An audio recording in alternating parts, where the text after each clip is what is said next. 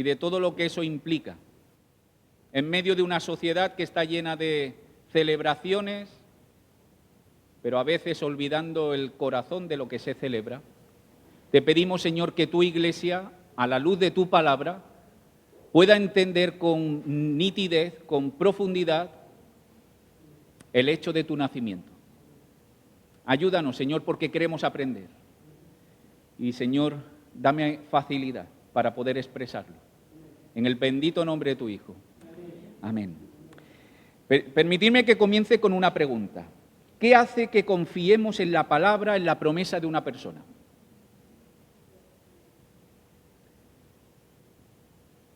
¿Qué hace que tú y yo confiemos en la palabra, en la promesa que alguien te da? Bueno, hay diferentes tipos de personas. Hay personas que se lo creen todo. Y entonces uno llega y le dice, mañana te voy a subir el sueldo, y se lo cree. Pero quitando ese tipo de personas que son muy crédulas, que se lo creen todo, por cierto, que la Biblia no nos pide que nosotros seamos crédulos en ese sentido.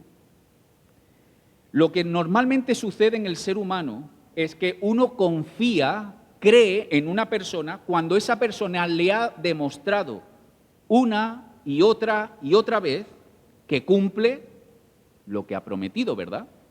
Si yo conozco a una persona que hace 10 años me prometió algo y lo cumplió en tiempo y en forma, y después hace 5 años me prometió otra cosa y lo cumplió en tiempo y en forma, y hace 3 me lo prometió y lo cumplió, y hace 1 año, si hoy me promete algo, tengo una sólida base para confiar en él. Porque lo que dijo, lo cumplió. Y no creer en él sería una falta de respeto. Me gustaría que me acompañarais a el Evangelio de Mateo, y como decía, me he complicado un poco la vida porque quiero ver el capítulo 1 y el capítulo 2 entero. Y si veis, capítulo 1, capítulo 2 de Mateo es bastante extenso, es casi 1,5 páginas. Y por supuesto no vamos a entrar en los detalles, pero dejadme decir una cosa desde el principio. El capítulo 1 y capítulo 2 de Mateo es la introducción que Mateo quiere hacernos a la figura de Jesús.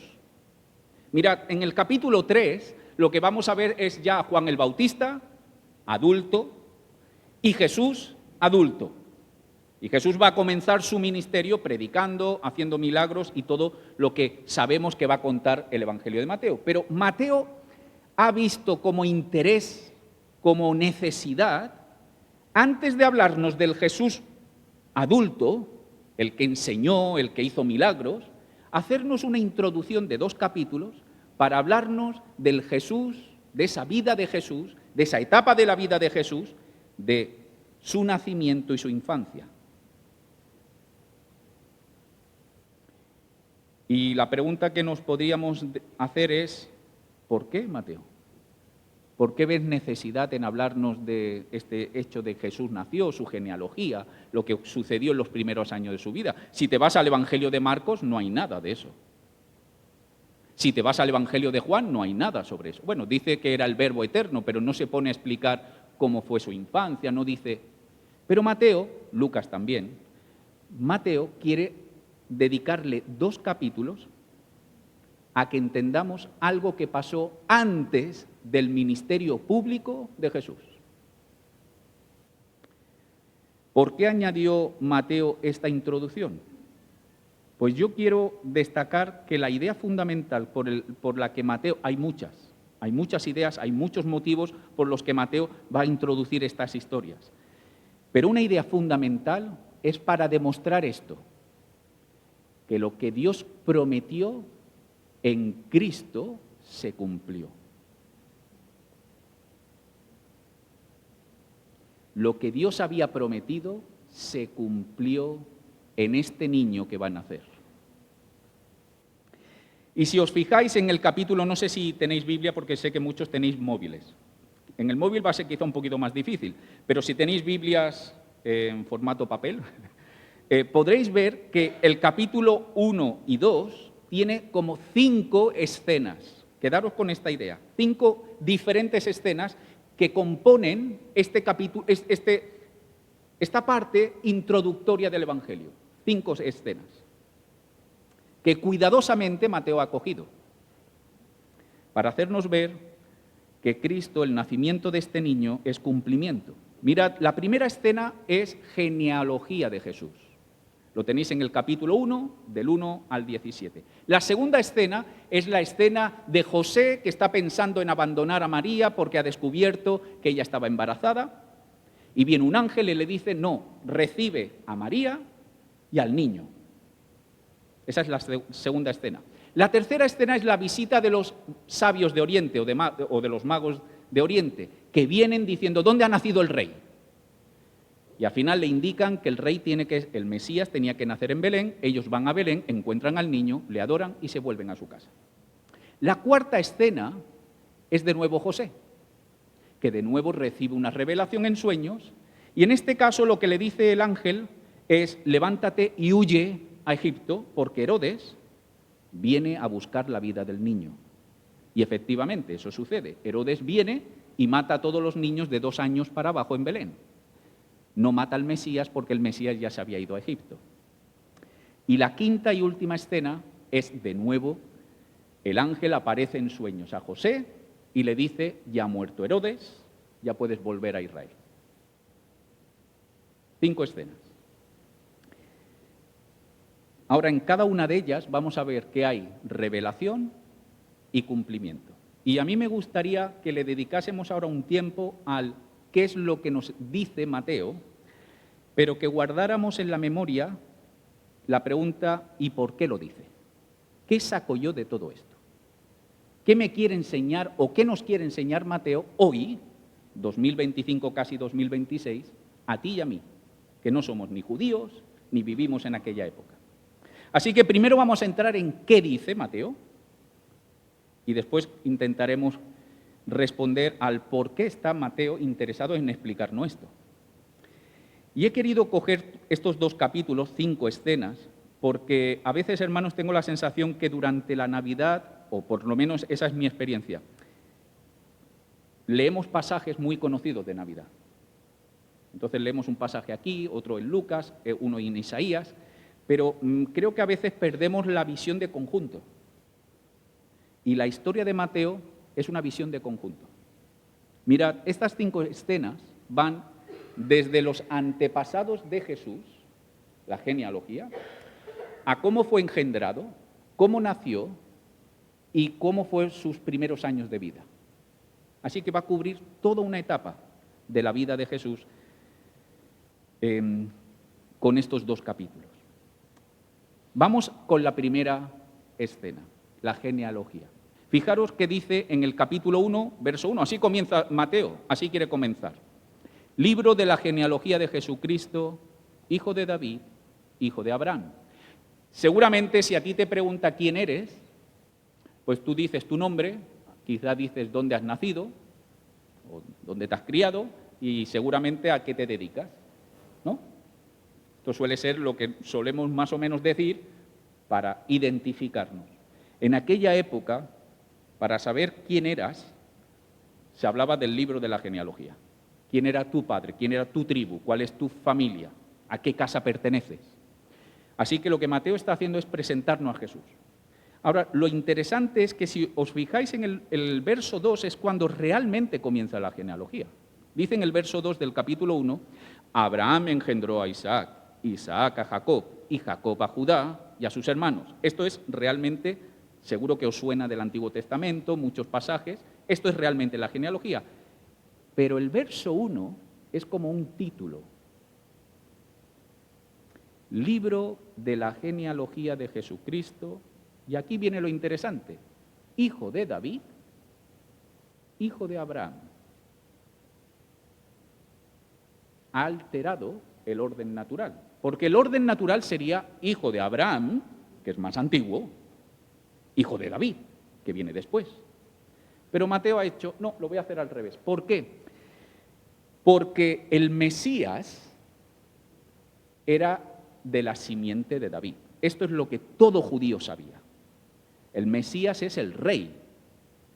Y el pacto que Dios había hecho con David era que uno de tu simiente se sentará en el trono cuyo reino no tendrá fin. El Mesías, el ungido, el que tiene que venir. Y Mateo quiere, primeramente, que todo el mundo sepa que este niño que va a nacer es hijo de David, legítimo descendiente de David y que tiene acceso al trono. Pero también añade hijo de Abraham. Bueno, en un sentido esto es innecesario porque todos los hijos de David son hijos de Abraham. Pero Mateo no da este detalle sin motivo. ¿Sabéis por qué dice hijo de Abraham? Porque si Jesús es el hijo de David que va a acceder al trono de Israel en Jerusalén, es también el hijo de Abraham, a quien Dios le dio una promesa: en tu simiente todas las naciones, todas las familias de la tierra serán benditas. Y Mateo está diciendo, este niño que va a nacer es hijo de David, cumple las promesas de David, hijo de Abraham, cumple la promesa hecha a Abraham de que en él no solamente tenemos un rey, tenemos la puerta de bendición a todas las naciones. Y aquí estamos en Jerez celebrándolo. Cumplimiento. Fijaros si es cumplimiento no solo a nivel genealógico, sino si vais al final de la primera escena, verso 17, Mateo quiere que entendamos que incluso es cumplimiento en el tiempo que Dios quiere cumplir. Dice el verso 17, de manera que todas las generaciones desde Abraham hasta David son 14, desde David hasta la deportación, el exilio a Babilonia, 14, y desde la deportación a Babilonia, desde la deportación a Babilonia hasta Cristo, 14. Dios cumple y Dios cumple en su tiempo. La segunda escena, José. Ahora dejamos la visión amplia de David, de Abraham, de las grandes genealogías, y Mateo quiere que miremos a una pareja, José y María. Se habían desposado, es decir, habían adquirido un compromiso. Era como se habían comprometido a que se iban a casar, a que eran ya un matrimonio, pero todavía el matrimonio no se había consumado. Y había un tiempo entre que se adquiere este compromiso de matrimonio hasta que la boda llega. Ese tiempo variaba según las circunstancias, también según el dinero, porque tenían que preparar la boda, tenían que preparar la boda, y en medio de todo esto, José descubre que María está embarazada. Dice la Escritura que como era justo, decide romper el compromiso, pero no la difama. Podía haber cogido y ponerla en medio de la plaza a que fuese apedreada, porque él ha recibido una ofensa. Mi mujer, mi prometida, ha tenido relaciones con otro hombre y ha quedado embarazada. Y él está pensando en esto, verso 20 del capítulo 1, y pensando él en esto, en abandonar a María, pero abandonarla sin difamarla, he aquí, escuchad esta frase, un ángel del Señor le apareció en sueños y le dijo. Esta frase, Mateo la va a repetir siempre que aparece José. Un ángel del Señor le apareció en sueños y le dijo. Y lo que le dice el ángel es, mira, José, María no te ha sido infiel.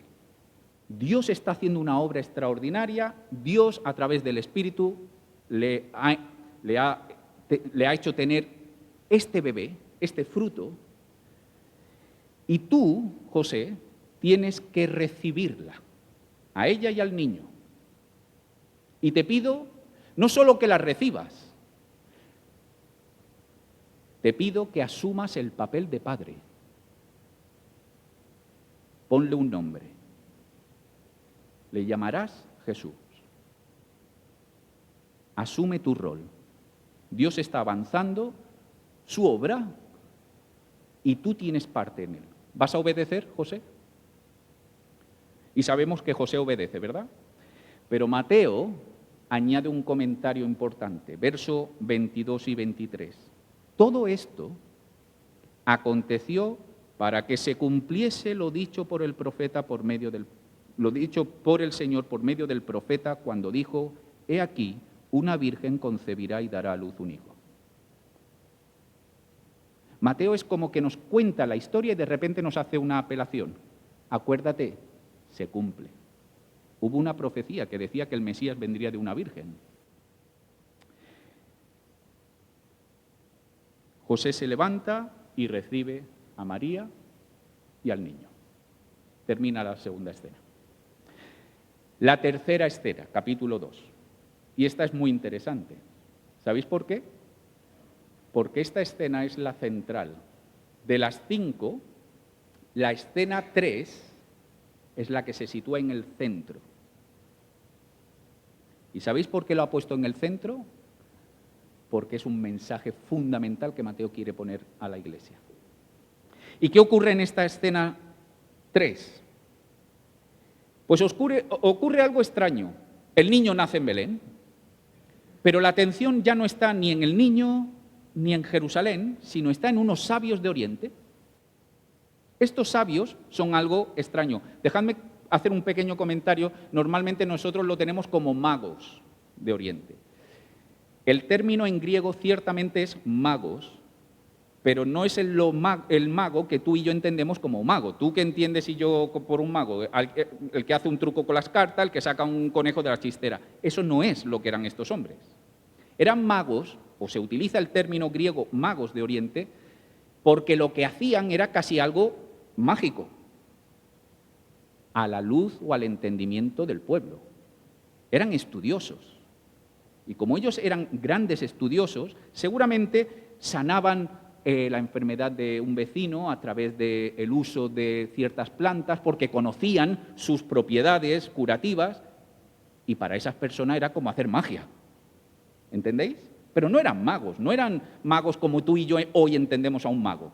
Eran más bien, por eso yo prefiero llamarlos sabios de Oriente.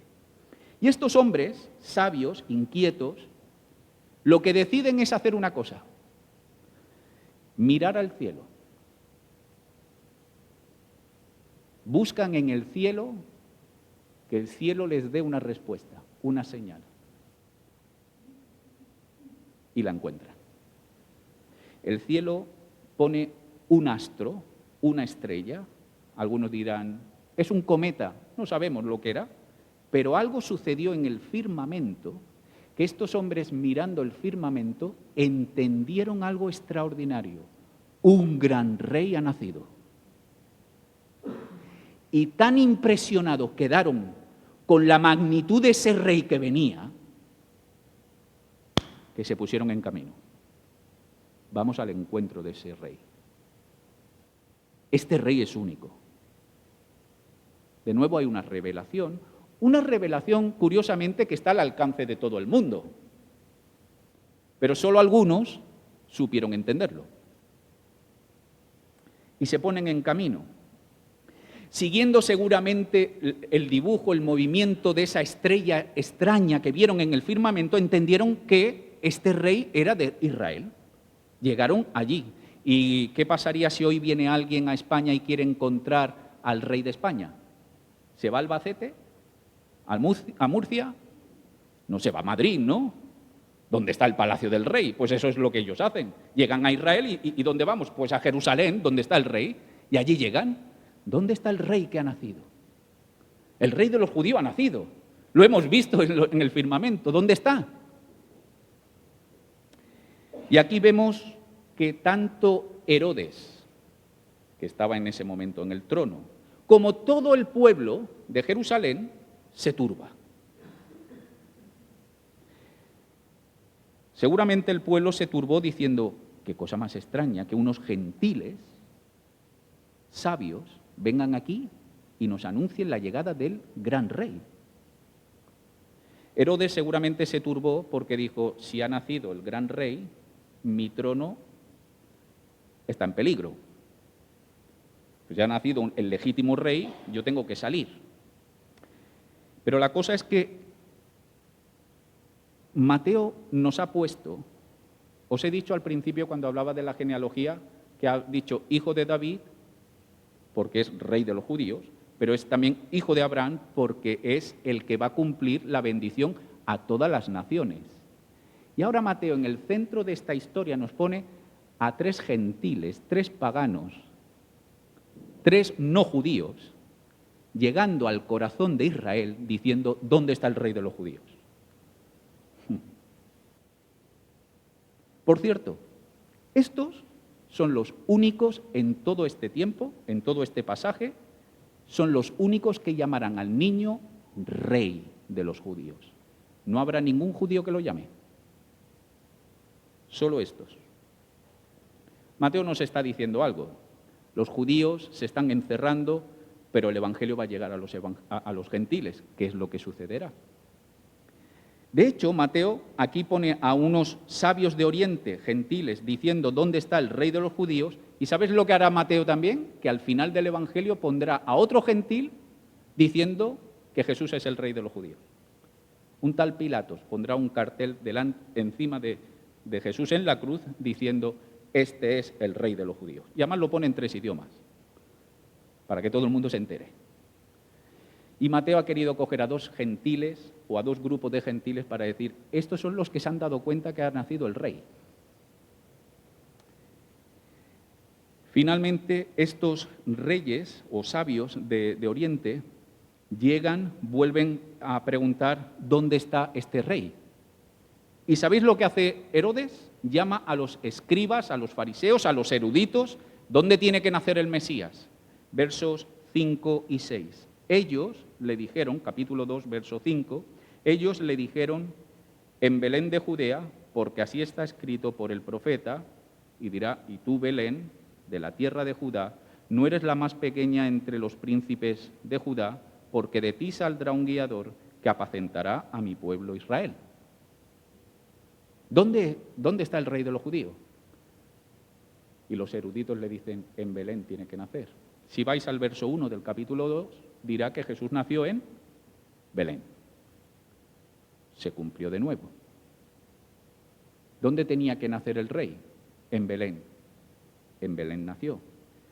Cuando salen estos sabios, ven la estrella y la estrella les dirige a Belén y encuentran al niño y allí lo adoran. Son los únicos que adoran. Son los únicos que le llaman rey.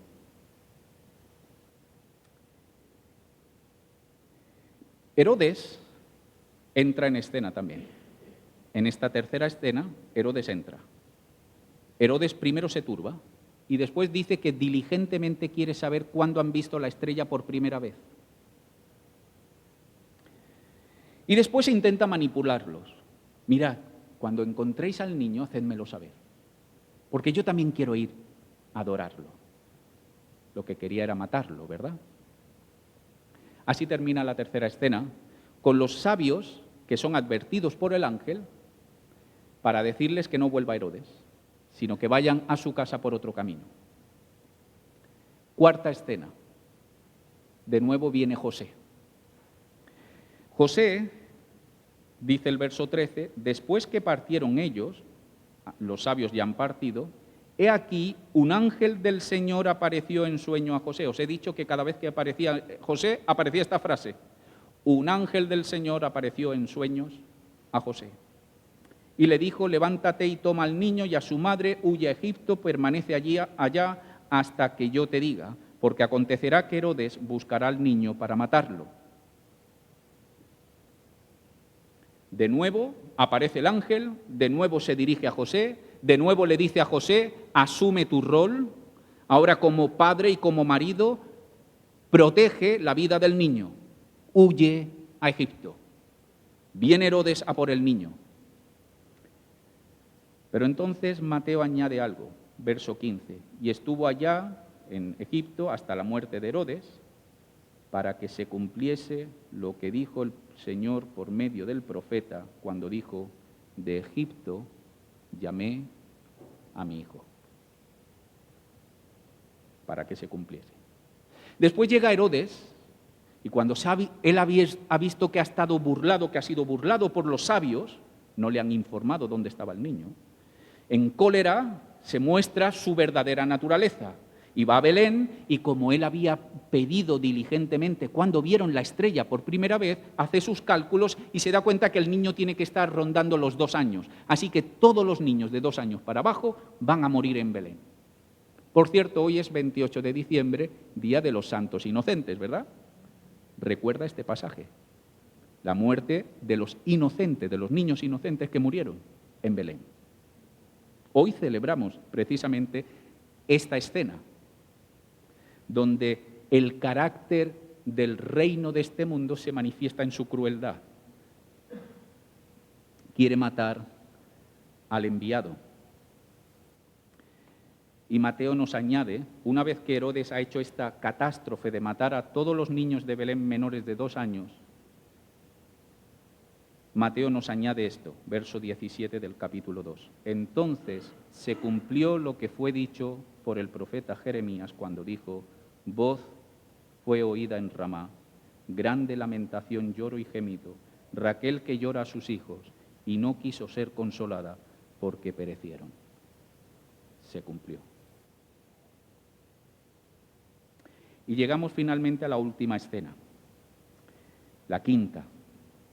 Ahora José, María, el niño están en Egipto. Verso 19.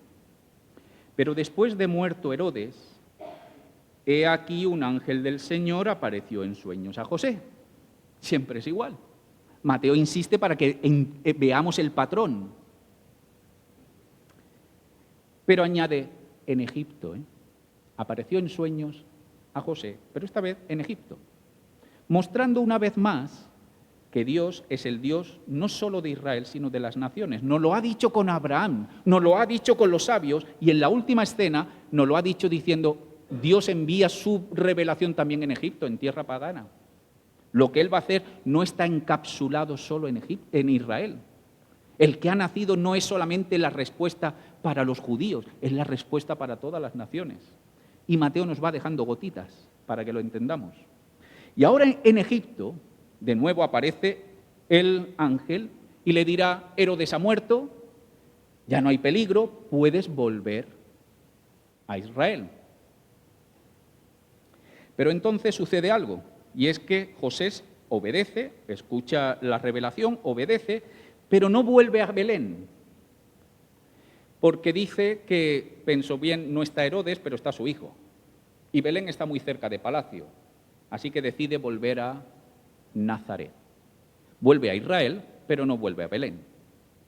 Y así termina toda esta introducción en el verso 23 del capítulo 2. Y vino y habitó en la ciudad que se llama Nazaret, para que se cumpliese lo que fue dicho por los profetas, que habría de ser llamado Nazareno. ¿Habéis visto la insistencia de Mateo? Para que se cumpliese, para que se cumpliese, para que se cumpliese. En todas las escenas, en algunas por 2, para que se cumpliese. Y de hecho el cumplimiento de Jesús no es simplemente el cumplimiento de, oye, mira, el profeta dijo A, B y C y Jesús cumplió A, B y C. El cumplimiento de Jesús es a muchos niveles. El hecho de que el mismo Jesús tenga que huir a Egipto para salvar su vida, recuerda que el pueblo de Israel vino una gran hambruna en los tiempos de José y tuvo que huir a Egipto para salvar su vida.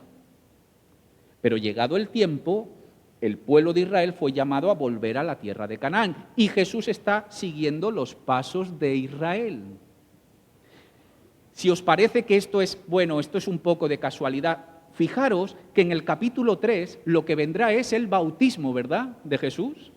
Porque cuando Israel salió de Egipto, tuvo que cruzar el Mar Rojo. Y después del bautismo, ¿qué viene en Mateo? El desierto. ¿Y qué ocurrió con Israel después de cruzar el Mar Rojo? El desierto. ¿Y cuánto estuvo Jesús? 40 días. ¿Y cuánto estuvo Israel? 40 años. Y después en el desierto, ¿qué ocurrió? Pues que Moisés tuvo que subir al monte. ¿Y qué viene en el capítulo 5? Jesús subiendo al monte y dando el sermón del monte. ¿Veis cómo Mateo está marcando toda esta historia para que entendamos que este niño es el cumplimiento? Además es el nuevo liberador, como Moisés. Y por eso la matanza de los niños nos recuerda algo. ¿No hubo otra matanza de niños? Ah, sí, en tiempos de Moisés. También Moisés se libró de la muerte de los niños, porque hubo otro Herodes, en ese caso un tal Faraón, que también quiso que su trono se mantuviese como señor del pueblo de Israel. Y si tengo que matar a niños, mato a niños. Y ahora viene un segundo Faraón, Herodes, y hace lo mismo. Diferentes niveles, pero Mateo siempre nos está poniendo esta idea. El niño que nació es cumplimiento. Mirad, yo sé que seguramente ninguno o la mayoría de los que estamos aquí no somos de los que vamos a que nos echen las cartas, a que nos lean la mano. Pero todos sabemos cómo funciona esto, ¿verdad? Quizá alguno lo habéis hecho en algún momento, no es cuestión de entrar ahí. Pero lo que quiero decir es que si habéis visto alguna vez a alguien de estos de los que leen la mano, echan las cartas, lo que te dicen son cosas de este tipo. En el 2026 te va a venir muy bien el tema del amor. Cosas así genéricas. Claro, tú no sabes qué amor es. A lo mejor es que te regalan un perrito y es el amor de tu vida. A lo mejor es el amor de tu madre. A lo mejor es el amor de tu hermano. No lo sabes. Y tú tienes que ir. Ahora, fijaros que cuando hablamos aquí de cumplimiento, son cumplimientos muy específicos. La Virgen concebirá un niño. ¿Cuántas vírgenes han dado a luz un niño? ¿Cómo es posible que Jesús naciera en Belén, pero de Egipto llamé a mi hijo? Pero si nació en Belén, ¿para qué lo voy a llamar de Egipto? Y si nació en Belén y lo llamó de Egipto, ¿por qué se le llama Nazareno? Y Mateo nos cuenta en 5 escenas cómo todo encaja perfectamente. Si tienes oídos para oír y ojos para ver. Mateo quiere que la Iglesia entienda que este niño es el perfecto cumplimiento. Esto es lo que él dice. Y a veces nosotros celebramos la Navidad y dejamos de ver esto. Pero la intención de que en el Evangelio se nos hable de todo esto es porque nos quiere hacer entender que Jesús es el verdadero Mesías. Mirad, y aquí paso a la segunda pregunta. Hemos visto el qué dice, pero ¿por qué lo dice? Lo dice porque como somos, nosotros tenemos que ver que el que nos promete algo, lo cumple. Y Mateo quiere que su iglesia, que el pueblo de Dios entienda que Dios ha cumplido. Ha cumplido de forma precisa, perfecta y completa. No ha cumplido de forma genérica, Dios te ama, pero tú tienes... No, la Virgen concebirá al niño, siendo de la simiente de David y de Abraham. 14 generaciones, nacido en Belén, llamado de Egipto, llamado Nazareno. A todos los niveles, este es Jesús el que cumple. ¿Y por qué, Mateo? ¿Por qué nos quieres decir esto? Para que sepamos que estamos en el verdadero. Una de las ideas fundamentales es confirmación. No quiere decirnos, mira qué curiosidad. No, quiere decir a la Iglesia, Jesús es el verdadero. Porque Él cumple todo lo que Dios prometió, todo. Aún el más pequeño detalle lo cumple. Estamos en el verdadero. No hay que buscar otro Mesías. No va a venir John Smith como el de los mormones. No hay más. No hay Mahoma, porque Cristo es la plenitud, es el cumplimiento pleno. Primera enseñanza que Mateo quiere que entendamos. ¿Por qué? Porque es confirmación, nos da solidez. Pero también quiere que tengamos confianza. Si Dios, a lo largo de profetas y siglos, ha dado pistas de cómo iba a actuar y llegado el momento ha cumplido plenamente todos los detalles, Él es fiable. Nosotros lo mirábamos a los profetas y no entendíamos cómo que van a hacer de una virgen, cómo que va a ser llamado de Egipto, pero si van a hacer en Belén. ¿Qué quiere decir esto de que iban a llorar por sus hijos? Y ahora nosotros, viendo lo que Mateo nos está contando, empezamos a decir que todas las piezas encajan. Mateo nos está diciendo, pues todavía las que todavía no se han cumplido, las promesas que todavía quedan para el futuro, las cumplirá. Él ya lo hizo.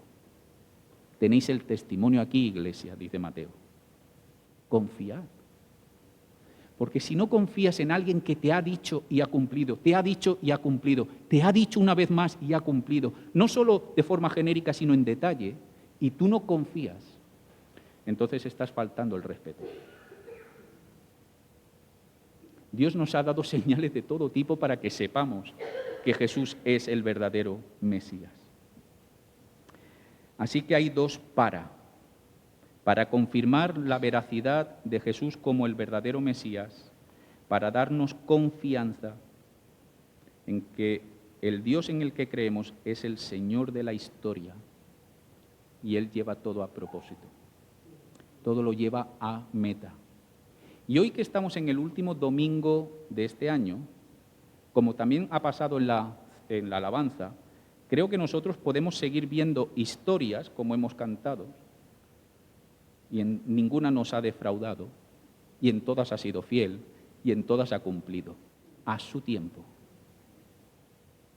Pero esta es una gran enseñanza de todo el relato de Navidad, que el pueblo de Dios no debería de pasar. Pero termino con una última aplicación a todo lo que hemos visto. Yo sé que os he ido llevando de escena a escena. Sé que el tema del cumplimiento ha venido como respuesta a todo lo que Él ha anunciado. Y todo lo que es el cumplimiento nos recuerda que Dios es de fiar y así lo podemos manifestar al final de este 2025, también nosotros. Pero Mateo añade algo. Añade un reto para la Iglesia. Y yo lo planteo como un reto para el 2026.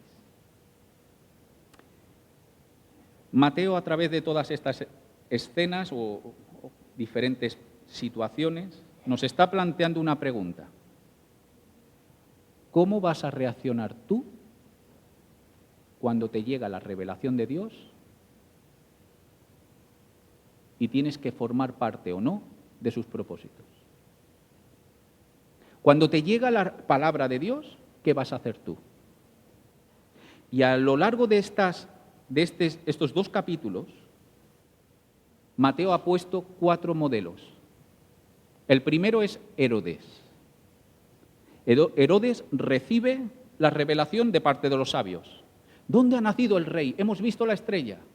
Herodes es el que se opone frontalmente a la palabra de Dios y a sus propósitos. Queda claro, ¿verdad? Espero que no sea el modelo para ninguno de los que estamos aquí. Pero la palabra lo incluye. Hay personas que cuando reciben la revelación no es que no le hace caso, es que se oponen a ella. Y esto queda representado en Herodes. Hay un segundo personaje, que es un grupo de personajes, que es una segunda opción de cómo nosotros reaccionamos cuando nos viene la revelación, cuando Dios está avanzando su obra. Y son los eruditos y Jerusalén. Dejadme que lo diga con estas palabras. Estos eruditos y toda Jerusalén que se turbó cuando llegaron los sabios, diciendo, ¿dónde ha nacido el rey de los judíos que hemos visto su estrella? Estos judíos, y especialmente como digo, los escribas, los principales sacerdotes, supieron dar la respuesta correcta. En Belén tiene que nacer el Mesías. Pero no movieron ni un dedo.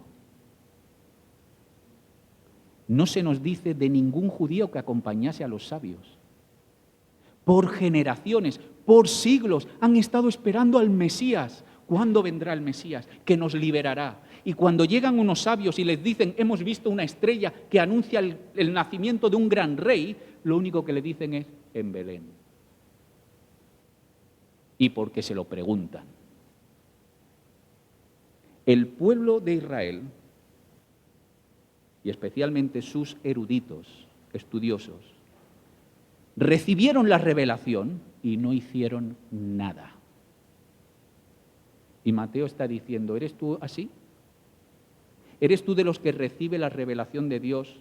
Dios quiere hacer avanzar sus propósitos, sus planes, y tú simplemente sabes de teoría acerca de la Biblia y sabes recitar muy bien lo que tienes que recitar, pero no colaboras, no te inquieta, no te mueves, no te pones a buscar.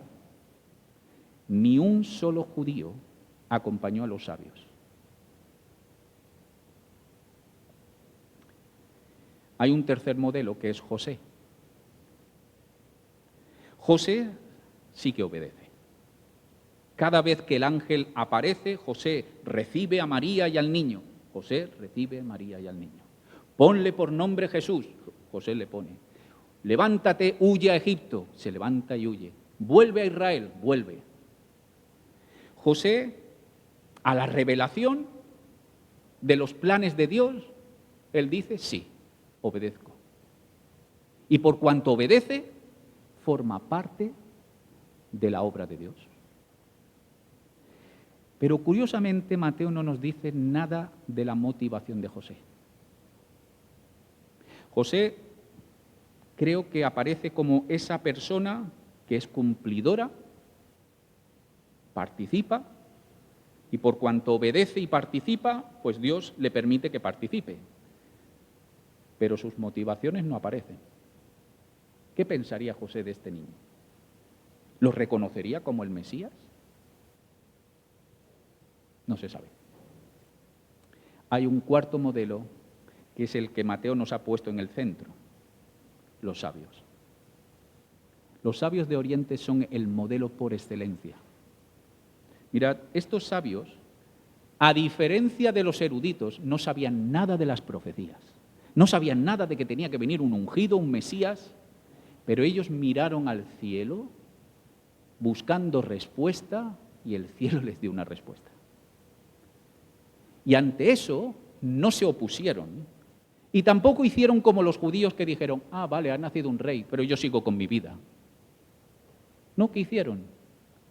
Ha nacido un gran rey, me pongo en marcha y voy a buscarlos. Quiero encontrarme con ese rey. No sé qué niño es este, pero este niño necesito conocerlo. Y aunque tenían poco conocimiento, porque no conocían de las profecías, se pusieron en marcha. Y son los únicos, no solo que obedecen a la revelación de Dios, sino que muestran la motivación correcta. Porque son los únicos que no solo reconocen que este niño es el rey de los judíos, sino que hacen todo lo posible para encontrarse con ese niño y están preparados para cuando lo ven, lo adoran. Les reconocen con oro, incienso y mirra. De hecho, Mateo dice en el verso 10 del capítulo 2 que cuando ellos vieron la estrella de nuevo, le habían ya indicado que era en Belén, y vuelven a ver la estrella, se regocijaron con muy gran gozo. Son los únicos que aparecen reconociendo al rey, adorándolo y mostrando su corazón. Y Mateo te dice, ¿tú qué modelo vas a tener para el 2026? ¿Quieres ser Herodes? Espero que no.